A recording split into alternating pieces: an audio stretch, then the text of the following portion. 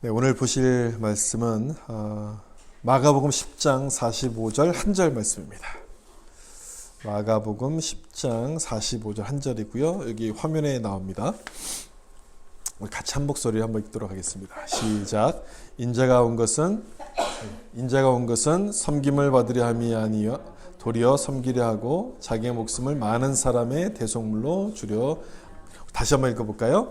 인자가 온 것은 섬김을 받으려 함이 아니라 도리어 섬기려 하고 자기의 목숨을 많은 사람의 대속물로 주려 함이니라. 아멘. 오늘은 나눠주는 자라는 제목으로 말씀을 나누려고 합니다. 이 제목은 예수님의 삶을 한마디로 딱 요약해주는 그런 표현이죠. 그리고 오늘 우리가 읽었던 그 본문의 말씀을 더 깊이 이해할 수 있도록 도와줍니다. 아까 읽었던 그 본문의 말씀이 이런 내용이잖아요. 마가복음 10장 45절 예수님의 사역을 가장 대표적으로 보여주고 또 그 사역 가운데 임하셨던 예수님의 모습을 잘 보여주는 말씀인데 또 한 가지 의미가 이 말씀 속에 들어있습니다. 그건 뭐냐면 그리스도인들의 삶입니다. 예수를 믿는 우리가 어떻게 살아가야 될지를 아주 잘 보여주는 말씀이 바로 이 말씀이에요. 이 말씀 속에 두 가지 단어 때문에 그런데요. 섬기다는 단어와 또 주다는 단어입니다. 이 두 가지 단어는 예수님께서 무슨 일을 하셨는가를 우리 가운데 보여줍니다. 그리고 동시에 예수 믿는 우리가 무엇을 해야 되는지 역시 보여주는 말씀이죠. 뭘 해야 된다는 뜻입니까? 섬기다, 주다 이렇게 나눠줘야 된다는 뜻입니다. 오늘 우리가 제목으로 잡은 것처럼 그리스도인들의 삶은 나눠주는 삶이 되어야 될 것을 말씀하는 내용이죠. 네, 질문을 하나 드려볼까요? 여러분은 주는 것과 받는 것 중에 어떤 게 더 좋으십니까? 제가 방금 나눠주는 삶이라고 말씀을 드렸기 때문에 대답하시기가 좀 곤란하겠지만 그래도 역시 받는 건 아니겠습니까? 당연하죠. 이건 당연해요. 받는 게 더 좋죠. 이게 우리가 솔직한 마음입니다. 솔직한 마음인데 그럼 다음 질문에도 한번 대답해 보세요. 그러면 여러분은 어떤 사람으로 기억에 남고 싶으십니까? 만약 여러분의 무덤에 이 묘비에 비석으로 딱 뭔가 글을 기록한다고 하면 어떤 내용, 어떤 말이 기록이 되었으면 좋을 것 같습니까? 받기만 하던 사람, 아니면 늘 주는 사람. 어떤 내용이 좋겠어요? 당연히 늘 주는 사람으로 기록되는 것이 좋죠. 이게 참 아이러니한 부분이에요. 받는 건 참 좋아하는데 뭔가 기억으로 남기는 주는 사람으로 기억에 남고 싶은 것이 우리들의 마음이라는 것이죠. 그러니까 우리도 안다는 겁니다. 받는 것보다 주는 것이 훨씬 더 좋고 아름다운 일이라는 것을 우리가 안다는 것이죠. 그럼에도 불구하고 잘 안 되는 거죠. 주는 것보다는 받는 것을 우리가 더 많이 좋아합니다. 이게 참 아이러니한 부분이에요. 주는 일에 대해서는 심사숙고합니다. 근데 받는 것에 대해서는 거의 조건만서 저는 그냥 받죠. 공짜라는 말이 왜 그렇게 반가운지 모르겠어요. 영어로 된 글씨들이 잘 눈에 안 들어오는데 거기에 free라고 딱 써 있으면 눈에 딱 들어오지 않습니까? 그래서 생긴 속담이 공짜라면 양잿물도 마신다 이런 속담이 생겼습니다.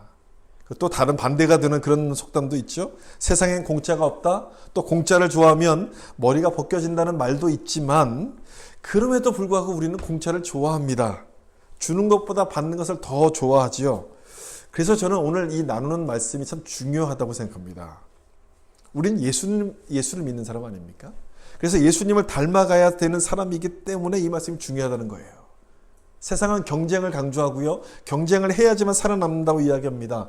더 많이 가져야지 우리가 행복하다고 이야기하지만 우린 예수 믿는 사람들 아닙니까? 예수님을 믿기에 예수님의 모습을 닮아가야 됩니다. 그리고 예수님이 하신 그 말씀을 따라가야 돼요.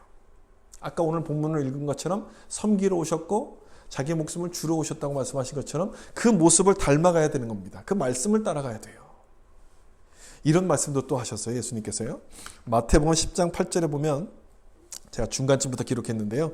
너희가 거저 받았으니 거저 주라 이렇게 말씀하셨어요. 또 사도행전 20장에 있는 말씀 보면 주는 것이 받는 것보다 복이 있다 이렇게 말씀하셨습니다. 근데 우리는 이 말씀을 거꾸로 읽어요. 뭐라고 읽냐면 주는 것보다 받는 것이 더 복이 있다. 그렇게 읽어야 하거든요. 우리는요. 우린 그렇게 읽어요. 그렇게 읽기 때문에 우리가 이 말씀에 기록된 대로 정확하게 살려면 주는 것이 받는 것보다 복이 있다라고 믿고 살려면 내가 누구인지를 먼저 기억을 해야 합니다. 내가 누군지를 알아야 돼요. 나의 정체성에 대한 부분이죠.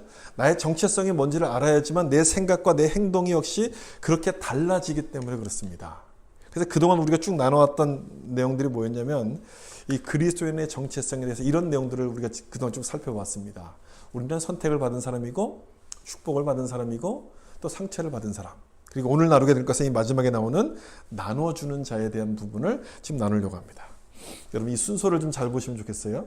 영어로 적힌 단어들을 영어 단어들을 딱 기억하시면 금방 더 이제 머릿속에 기억에 남으실 텐데 이 순서를 잘 보셔야 됩니다. 첫 번째가 선택을 받았고 그 다음에 축복을 받은 것이죠. 뭐 때문에 선택을 받았고 축복을 받은 겁니까? 가장 마지막 부분에 뭐가 나옵니까? 주는 자가 나와요. 나눠주는 자가 되라고 우리를 이렇게 선택하셨고 축복하셨다는 말씀인 거죠. 우리의 정체성을 설명해 주는 말씀이고 가장 마지막에 오늘 나누게 된 이 나눠주는 자 역시 우리가 어떤 사람인가를 설명해 주는데 여기서부터 좀 시작을 해보겠습니다. 나눠주는 자, 그리스도인은 어떤 사람이냐? 나눠주는 삶을 사는 사람들이 그리스도인입니다. 이 네 가지 모습은 그 헨리 나우엔이 그 성찬식을 통해서 발견하게 된 내용을 책에다 이제 기록한 내용인데요. 성찬식을 통해서 이 네 가지를 발견했다고 이 헨리 나우엔이라는 사람이 기록을 합니다. 성찬식에는 빵을 떼고 포도주를 나누지 않습니까? 이 빵을 떼는 걸 생각해 보세요. 성찬식에 나눌 빵을 먼저 선택을 하게 되죠.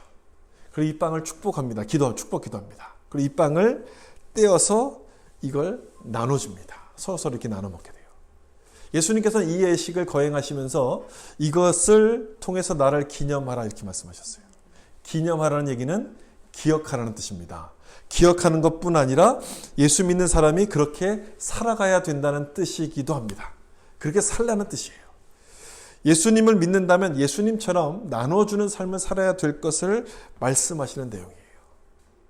저는 예수님께서 왜 이것을 기념하라 사실 굉장히 강조하시는 말씀이거든요. 왜 이걸 강조하셨을까? 이런 생각을 좀 해봤습니다. 왜 강조하셨을까요? 물론 중요하기 때문에 강조하셨을 거예요. 중요해서만 이것을 강조하셨을까? 그렇지는 않습니다. 중요함에도 불구하고 우리가 이걸 자꾸만 잊어버리기 때문에 강조하셨을 거예요. 잘 못하기 때문입니다. 아주 중요한데도 우리가 자꾸 잘 못합니다. 나눠주는 일을 우리가 정말 잘한다면, 아주 잘하고 있다면 예수님께서 이렇게 강조하시지를 않았을 거예요.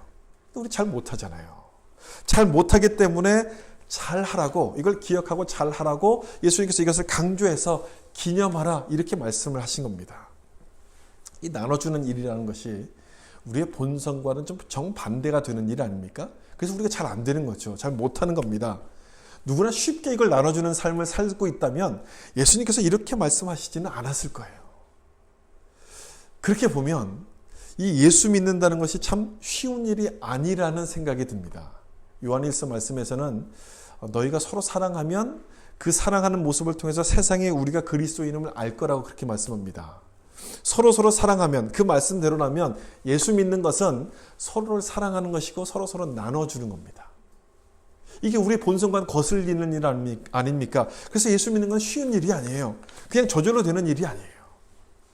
교회를 가고 내가 복받기 위해서 열심히 기도하는 것이 예수 믿는 것의 전부라고 생각한다면 그처럼 쉬운 일도 없습니다. 누구나 다 할 수 있어요. 그건요. 그처럼 쉬운 일도 없지만 지금 말씀을 드린 것처럼 예수님이 보여주신 그 길을 따라가는 것이 예수 믿는 거라면 쉽지가 않아요. 결코 쉬운 일이 아니에요. 받는 것보다 나누면서 살아가야 된다는 것이라면 그 예수 믿는 것은 결코 쉬운 일이 아니에요. 우리 자꾸 이것을 잊어버리기 때문에 다시 한번 리마인드 하자는 뜻에서 말씀을 드린 것이고요. 이게 어려운 일이긴 하지만 중요한 것은 이 일이 또 불가능한 것이 아니라는 것을 지금 말씀드리려는 겁니다. 기념하라, 예수님이 그렇게 말씀하셨어요. 기념하라는 얘기는 어려운 일이긴 하지만 불가능한 것은 아니다는 뜻입니다. 가능하다는 얘기예요. 우리도 할 수 있다는 그 말씀입니다. 어떻게 할 수 있느냐? 내가 누군지를 기억하면, 내가 누군지를 알게 되면 그 일을 할 수 있는 거예요. 그래서 먼저 말씀을 드렸던 것이 선택을 받은 자, 축복받은 자에 대한 말씀을 먼저 드린 거예요. 이거를 기억하게 되면 우리가 그렇게 할 수 있는 거예요.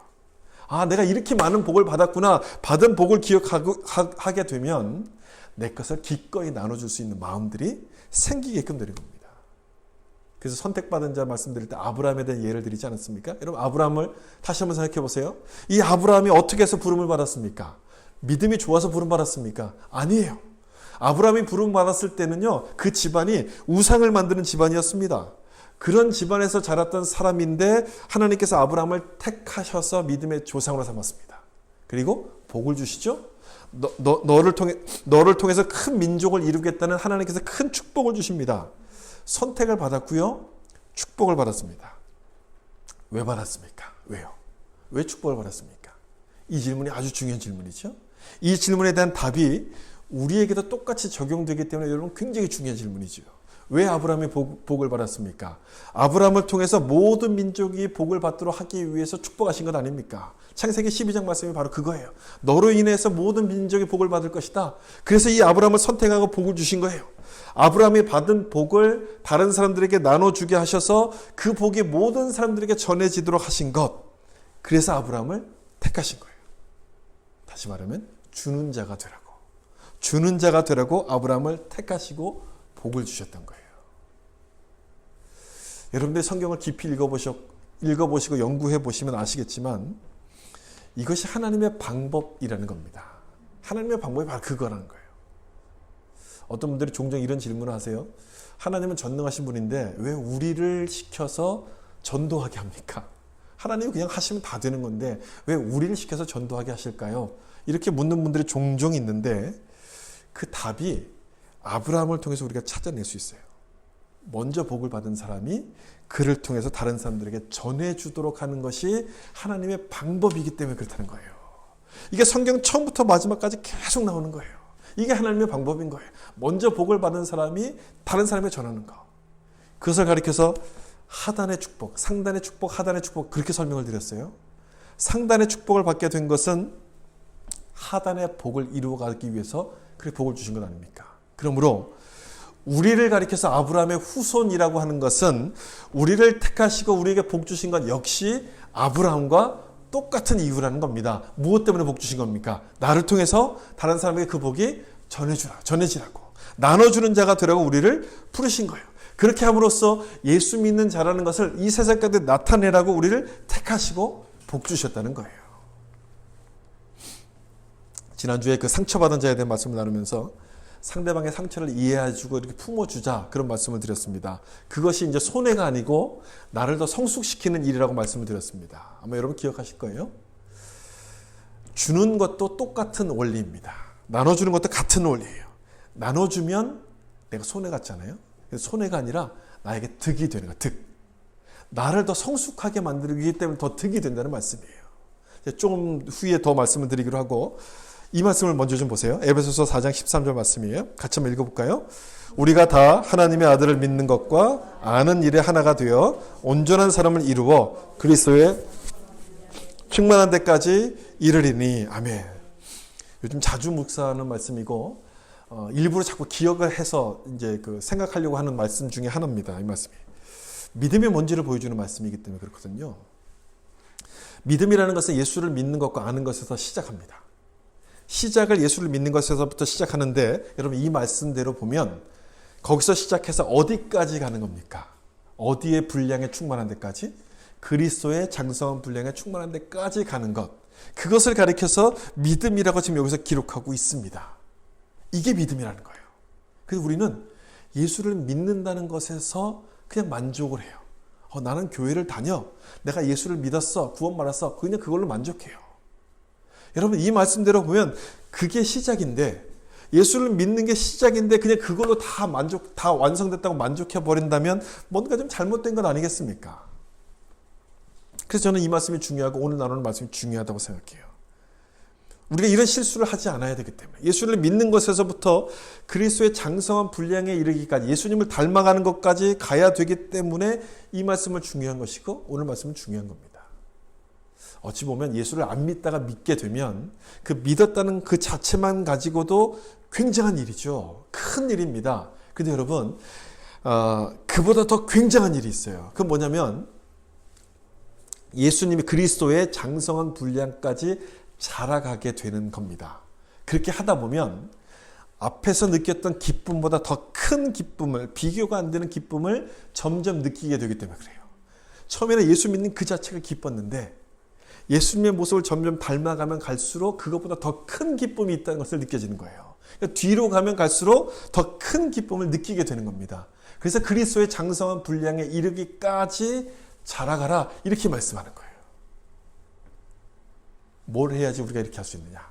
예수님의 모습을 닮아가라는 그 뜻인데 예수님이 우리에게 자기 자신의 삶을 주신 것처럼 우리도 역시 주는 삶을 살게 될 때, 나눠주는 삶을 살게 될 때 전에는 느끼지 못했던 큰 기쁨을 우리가 느끼게 된다는 그 말씀인 거예요. 지난주 신문에서 이런 기사를 봤습니다. 한국에 있는 분이 한 디저트 가게를 운영하시던 분인데 가게 문을 닫고 이제 코로나를 위해서 봉사하러 떠났다는 그런 기사의 내용이었어요. 이분이 카페를 하기 전에 간호사로 근무했었는데 오늘 이 뉴스를 보다가 대구에서 확진자가 막 나오면서 의료 인력이 부족하다 이 소식을 듣고 가게 문을 닫았대요. 닫고 대구로 내려갔다는 거예요. 그래서 2달 동안 거기서 봉사하고 온 거예요.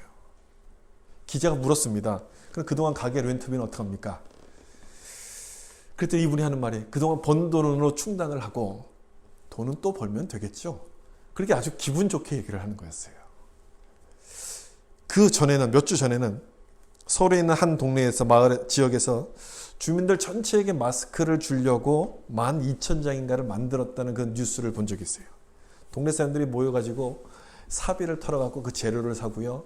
기술을 막 배워가면서 밤에 늦은 시간에 모여갖고 그 마스크를 만든 거예요. 마을 주민 전체를 다 주려고 그 마스크를 12,000장인가를 만든 거예요. 뭐 어린아이부터 해서 할머니까지 다 있습니다. 근데 그 뉴스가 이제 리포터가 이제 인터뷰를 하는데 거기서 나와서 이야기하는 사람들이 얼굴이 다 같이 하나같이 행복해 보이는 겁니다. 하나같이 미소가 가득해요. 힘들어하는 사람이 하나도 없는 거예요. 사람들은 받을 때 행복하다고 말하지만 진짜 행복은, 참된 행복은 주는 데서부터 나타나게 되는 거예요. 주는 데서부터. 상대방을 생각하면서 내가 아끼는 것을 나눠주게 될 때 참된 기쁨이 느껴지게 되는 거예요. 여러분 참 신기하지 않습니까? 왜 줄 때 이 기쁠까? 왜 그럴까? 뭐 때문에 그런지 아십니까? 하나님이 우리를 그렇게 만드셨기 때문에 그래요. 하나님이 우리를 그렇게 만드셨어요. 남을 돕는 데서부터 참된 만족, 기쁨을 느끼도록 만드셨고 삶의 의미를 발견하도록 만드셨기 때문에 그렇습니다. 그래서 이 나눔이라는 것은 손해가 아니라 득이 되는 거예요. 득. 하나님이 원하셨던 그 기쁨이 뭔지를 내가 느끼게 되는 것이고 그래서 내가 더 성숙해지는 길이에요. 진짜 행복이 뭔지를 깨닫는 길이기 때문에 나에게 득이 되는 거예요. 하나님의 뜻을 이루어가는 길이기 때문에 그런 거예요. 그럼 우리도 어떻게 해야 되겠습니까? 어떤 삶을 살아야 되겠습니까? 나눠주는 삶을 살아야 돼요. 나눠주는 삶. 예수를 믿었다는 것으로 만족할 것이 아니라 내가 교회를 나간다는 것으로 만족할 것이 아니라 정말 내가 받은 것에 감사하면서 내가 받은 것을 나눠주는 삶, 주는 삶을 통해서 예수님의 모습을 닮아가는 더 성숙한 사람이, 성숙한 자의 모습이 되어야 되는 거예요. 이번에 알게 된 찬양이 하나가 있어요. 이런 행복이라는 제목의 찬양인데요. 그 가사의 일부 내용을 제가 여기다 적어놨습니다. 아마 여러분 들으신 분들도 계실 거예요. 이런 가사 내용입니다. 가진 것이 적어도 감사하며 사는 삶. 내게 주신 작은 힘 나누어주며 사는 삶. 이것이 나의 삶의 행복이라오. 세상은 알 수 없는 하나님의 선물. 이것이 행복이라오. 이 가사대로면 나누어주며 사는 삶이 행복이라고 이야기하는데 여러분들 그렇게 살고 계십니까? 세상이 알 수 없는 나눔의 행복, 그걸 느끼면서 살고 계십니까? 여러분 우리가 믿는 하나님은요 언제나 넉넉하신 분이고요 주는 걸 좋아하시는 분인데 우리가 인색하게 살면 어떻게 누가 욕을 먹겠습니까? 하나님이 욕을 먹는 것 아니겠습니까? 예수 믿는 사람이 들어서는 안 되는 말이 하나가 있습니다. 그건 뭐냐면 인색하다는 말입니다. 짜다, 쫀쫀하다 이런 말을 예수 믿는 사람이 들으면 안 돼요. 우리는 그런 사람들이 아니에요. 그런 말을 우리가 듣게 되면 누가 욕을 먹냐면 하나님이 욕을 먹는 거예요. 하나님이. 그래서 인색하다는 말보다는 참 인심이 좋네, 후하네, 넉넉하네 이런 말을 듣는 사람이 돼야 돼요. 솔직히 말씀드리면 저도 잘 안 되죠. 저도 잘 못합니다. 제가 목사이다 보니까 주기보다는 받을 경우가 훨씬 더 많은데 그래서 스스로 조심하려고 노력을 많이 합니다. 받는 게 습관이 되지 않도록 자꾸만 주려는 노력을 많이 해요. 여러분들도 좀 그렇게 해보셨으면 좋겠어요. 주려는 노력을 좀 많이 해보세요. 이 주는 것은요, 나누는 것은요, 경제적으로 넉넉해야지만 할 수 있는 게 아니에요. 마음의 문제입니다. 마음. 나도 없는데.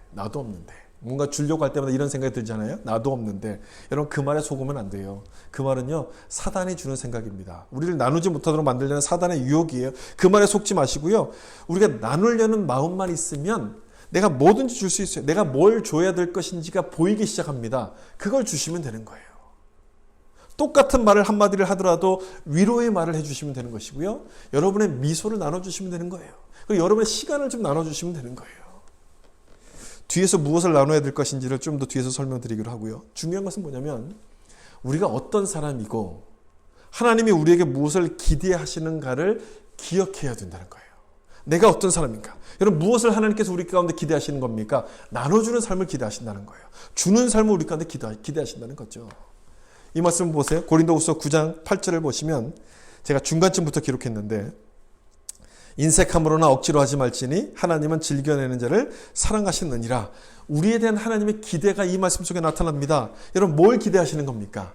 인색하는 것이 아니라 즐거이 내는 것, 주는 자를 하나님께서 기대하신다고 지금 말씀하는 거야. 주는 자.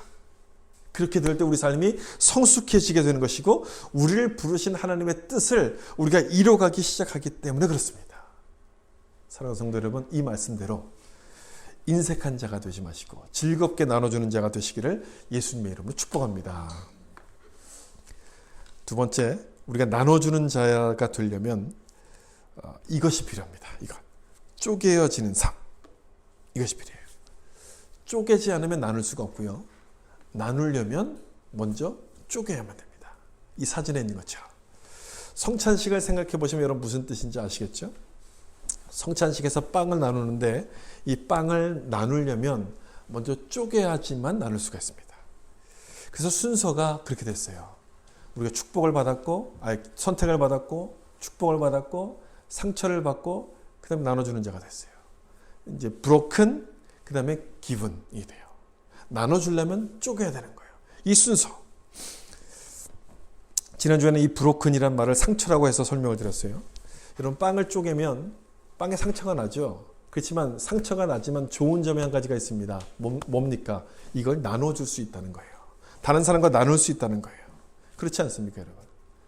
이 순서를 잘 생각해 보시면, 이 순서를 가만히 묵상해 보시면 브로큰과 기분, 상처와 나눔 사이에 아주 신비한 연결고리가 있다는 것을 여러분 이제 발견할 수 있을 겁니다.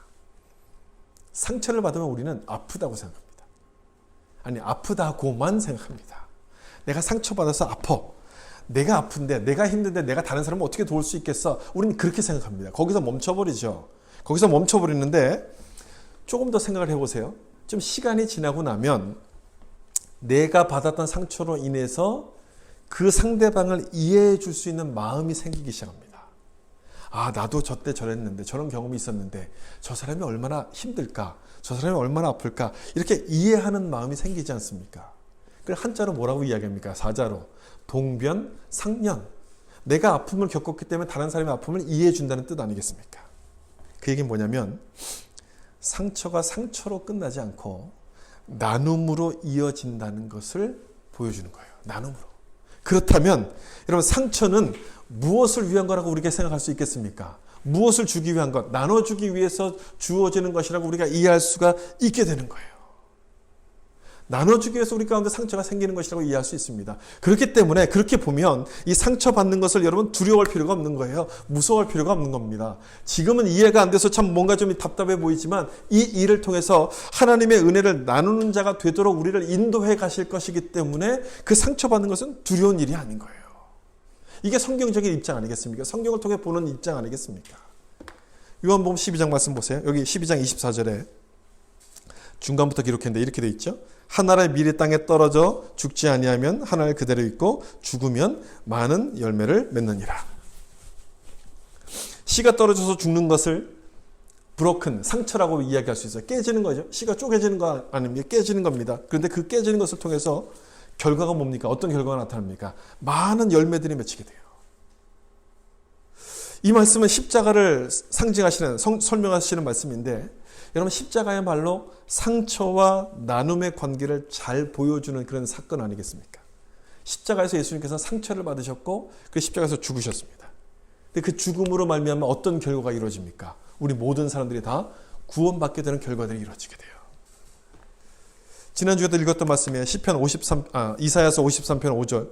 그가 채찍에 맞음으로 우리는 나음을 받았도다. 5절 마지막 부분에 나오는 말씀 아닙니까? 그가 채찍에 맞음으로 상처를 받음으로 우리가 나음을 받았도다. 예수님의 상처 때문에 우리가 구원을 받게 된 것입니다. 여러분 굉장히 중요한 내용이에요. 오늘 여러분 굉장히 중요한 내용을 지금 듣고 계시는 것이고 굉장히 중요한 말씀을 배우신 거예요. 여러분의 믿음을 한 걸음, 한 스텝 업그레이드 시킬 수 있는 아주 중요한 내용을 여러분 들으신 거예요. 상처와 나눔의 관계인 겁니다. 이 관계를 여러분 잘 이해하시면 여러분의 믿음은 한 걸음 이제 껑충 뛰어 오르게 될 겁니다. 왜냐하면 우리 믿음이 무너지는 것은 언제 무너지냐면 이 상처를 받을 때 믿음이 무너지기 때문에 그래요. 여러분 그렇지 않습니까? 상처를 받으면 아프잖아요. 내가 쪼개지면 얼마나 아픕니까? 아픈데 이게 왜 그런지 이해가 안 되는 거예요. 그러다 보면 하나님은 원망하잖아요. 하나님께 원망하고 막 불평하다가 또 낙심이 되기도 하고 내 믿음이 무너지는 것 아닙니까? 많은 사람들이 이 상처 때문에 믿음이 무너져요. 놀라운 사실은 성경에 나오는 위대한 믿음의 사람들이 다 언제 세워졌느냐? 이 상처를 받을 때 세워졌다는 사실이에요. 이게 아주 놀라운 부분이에요. 여러분 요셉을 보세요. 요셉이 얼마나 많은 상처를 받았습니까? 형제들에게 팔려가지 않았습니까? 노예로. 배신의 상처, 나를 버림받은 상처 얼마나 컸겠어요. 그렇게 상처받아서 노예로 갔어요. 근데 노예로 지내다가 또 거기서 억울한 누명을 당합니다. 누명을 써서 또 감옥에 가요.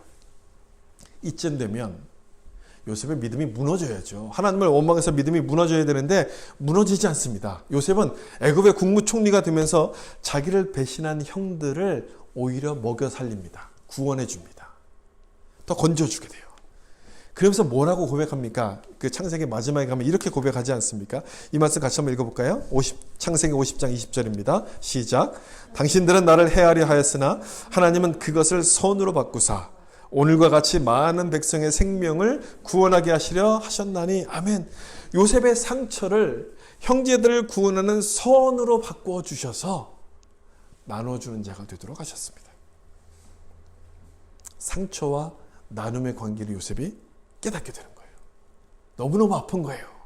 노예로 팔려가고 종으로 팔려가고 누명을 쓰니까 얼마나 아팠겠습니까? 너무너무 아팠는데 그것까지도 하나님의 계획 속에 포함되어 있다는 것을 깨닫게 되면서 요셉은 믿음의 사람이 됩니다.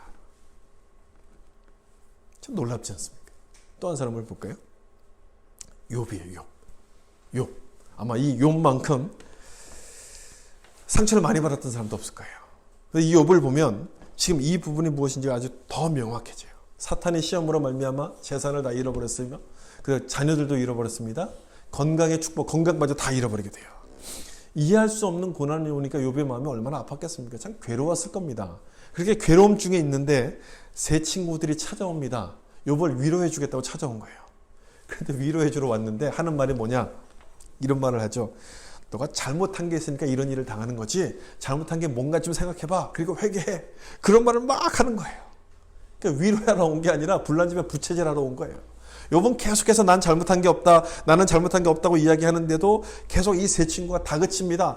잘못한 게 있으니까 이런 일이 벌어지는 것이 빨리 회개해. 말로 주는 상처가 얼마나 큽니까? 이 말로 주는 상처는 잘 없어지지도 않거든요.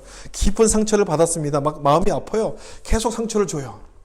그러다가 욥기 마지막에 가면 하나님이 딱 등장하셔서 누구의 손을 들어주셨냐면 욥의 손을 딱 들어주십니다. 그리고 이 세 친구들에게 이렇게 얘기해요. 이렇게 말씀하세요. 너희들 욥에게 가서 기도를 받으라. 번제를 드리라. 중보기도 받으라. 그렇게 말씀하세요. 여러분 이 부분을 잘 보셔야 돼요. 이 세 친구들을 향해서 너 잘못했으니까 욥에게 가서 사과해라. 이렇게 말씀하시지 않고 욥에게 가서 중보기도를 받으라. 이렇게 하나님께서 말씀하세요. 기도를 받으라고 말씀하세요. 욥의 입장에서 보면 여러분 얼마나 손해입니까? 손해 아닙니까? 이 온갖 상처를 이 세 친구들이 다 나에게 줬는데 이 친구들을 위해서 또 기도까지 해주라고 하니까 얼마나 손해가 나는 일입니까? 우리 같으면 할 수 있겠습니까? 할 수 없는 일이에요. 참 힘든 일이에요. 그런데 그때 욥이 아주 유명한 말씀, 유명한 고백을 여기서 남기지 않습니까? 이 말씀이에요. 욥기 42장 5절 말씀 같이 한번 읽어보겠습니다. 내가 주께 대하여 귀로 듣기만 하였사오나 이제는 눈으로 주를 배움나이다. 이 말씀을 남겨요. 하나님의 그 깊은 섭리를 이제서야 깨닫게 됐습니다라고 고백하는 거예요. 그게 뭡니까? 그 깊은 섭리가 다른 사람들을 축복하기 위해서, 다른 사람들을 위해서 기도하도록 하기 위해서 나를 브로큰하게 깨뜨리셨다는 것, 쪼개셨다는 것을 깨닫기 시작했던 거예요.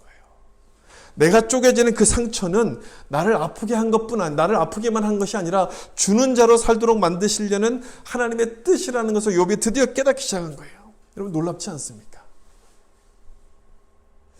이것이 신약 성경으로 넘어가면 이런 말씀으로 이어져요. 로마서 8장 28절에 제가 중간쯤부터 기록했습니다. 이렇게 되어 있습니다. 하나님을 사랑하는 자 곧 그 뜻대로 부르심을 입은 자들에게는 모든 것이 합력하여 선을 이루느니라. 여러분 아멘입니까? 아멘이에요. 모든 것이 합력하여 선을 이루느니라. 여러분 여기 모든 것에는, 이 모든 것에는 broken, 깨지는 것, 쪼개지는 것까지 포함이 되겠습니까? 포함이 되지 않겠습니까? 포함이 되는 거예요. 포함이 되는 것. 이거를 알고 믿으면 우리 믿음은 한 걸음 점프하는 거예요. 한 계단 업그레이드 하는 거예요. 그리스도의 장성한 분량까지 한 걸음 더 가까이 다가가게 되는 거예요. 굉장히 중요한 내용을 여러분 배우셨어요. 굉장히 중요한 내용을 여러분 들으신 거예요. 이 내용을 여러분 삶에도 한번 적용시켜 보세요. 내가 지금 처해 있는 상황이 이해할 수 없고 참 힘들고 어렵고 나만 쪼개지는 것 같고 나만 아파하는 그런 상황 가운데 있다고 한다면 이 말씀, 모든 것이 합력하여 선을 이룬다는 이 말씀을 내가 믿고 그 상황 가운데 적용시킨다면 그것까지도 감사할 수 있는 마음이 생겨요. 아, 하나님께 순종해야 되겠구나, 이런 마음이 생기는 거예요.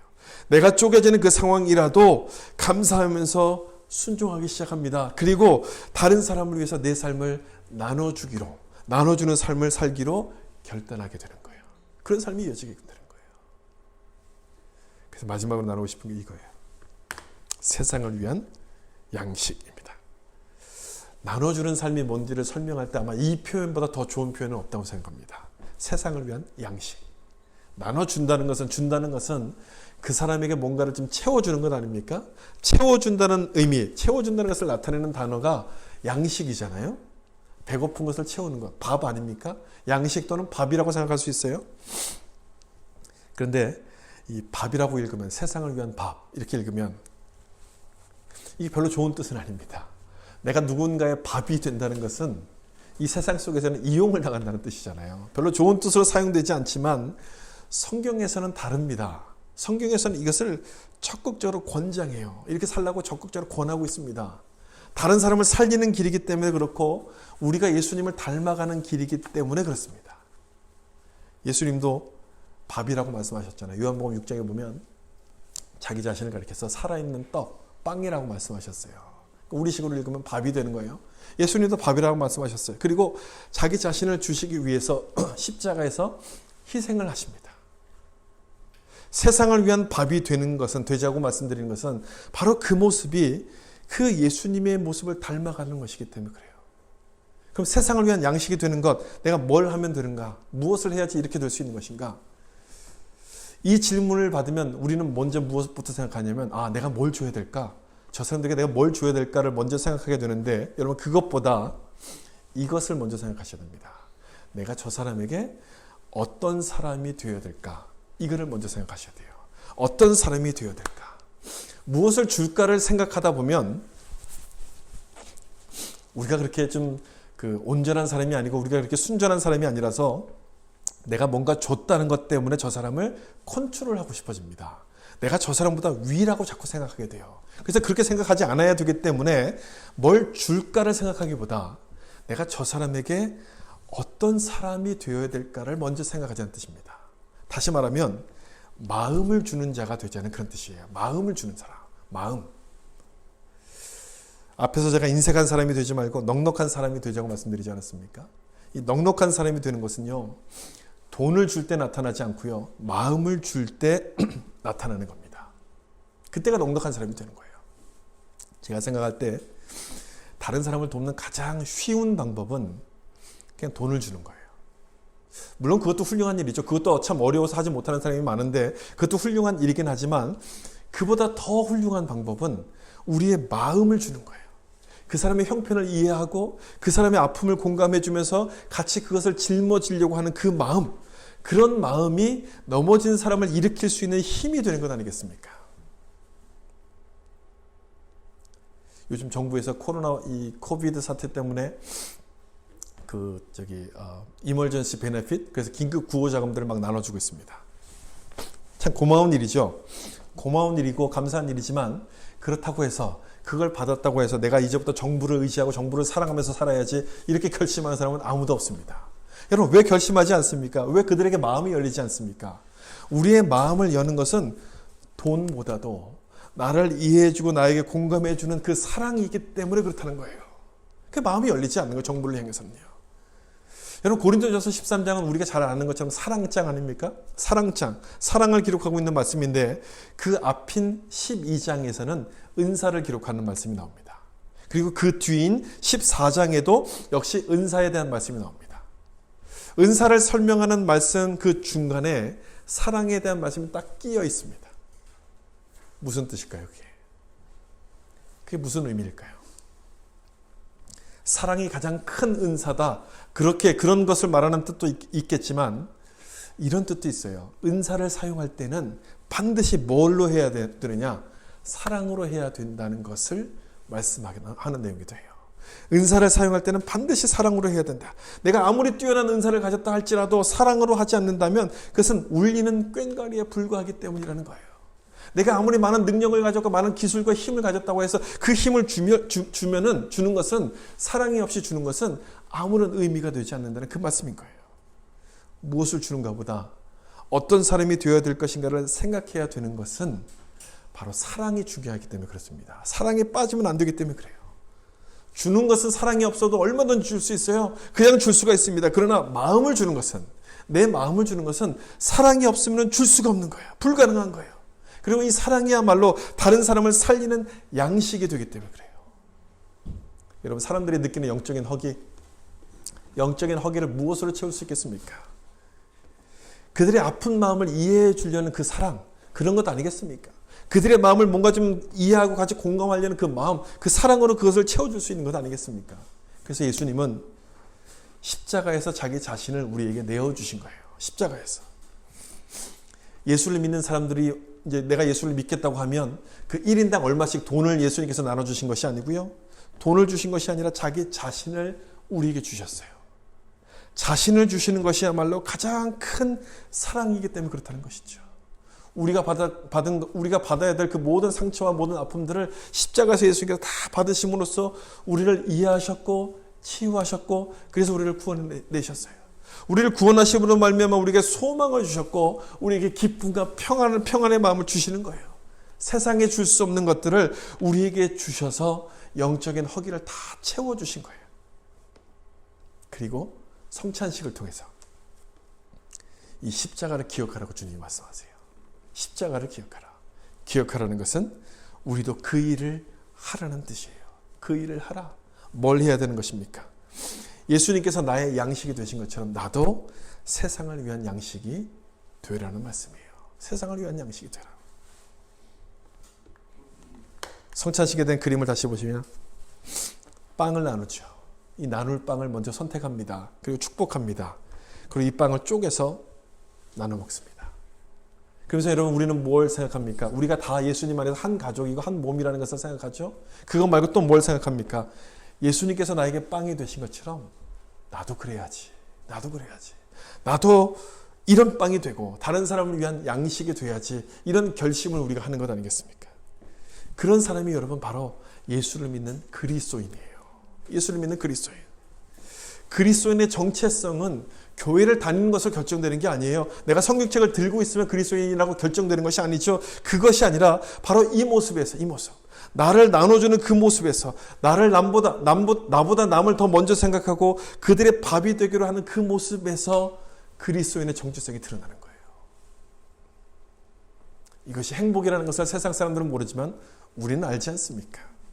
가진 것이 없어도 주 뜻대로 사는 것이 행복이고, 나눠주면서 사는 것이 하나님의 자녀만이 누릴 수 있는 행복이라는 것을 우리는 믿습니다. 이걸 믿기 때문에 우리는 기쁜 마음으로 세상을 위한 양식이 되려고 하는 거죠. 말씀을 마치겠습니다. 오늘 우리가 예배를 드릴 수 있는 것은 하나님께서 우리를 택하셨고 우리에게 복을 주셨기 때문에 우리가 예배할 수 있는 거예요. 여러분, 왜 이런 복을 주셨습니까? 우리에게 무엇 때문에 이런 복을 주셨습니까? 나눠주는 자가 되라고 이런 복을 주신 것 아니겠습니까? 살다 보면 힘든 일을 만날 때가 있습니다. 이해할 수 없는 고난을 만날 때가 있습니다. 그것 때문에 우리 삶이 쪼개질 때가 있습니다. 근데 그것을 통해서 주님께서 깨닫게 하시죠. 내가 쪼개질 때, 쪼개짐으로써 나눌 수 있다는 것을 깨닫게 하시고 하나님이 그걸 원하신다는 것을 우리 가운데 깨닫게 하시는 거예요. 여러분 모두가 다 이 진리, 이 귀한 진리, 성경에 정말 값진 보석과 같은 이 진리를 깨닫는 자가 되셔서 예수 믿는 자의 복을 누리며 살 수 있기를 예수님의 이름으로 축원합니다. 기도하겠습니다.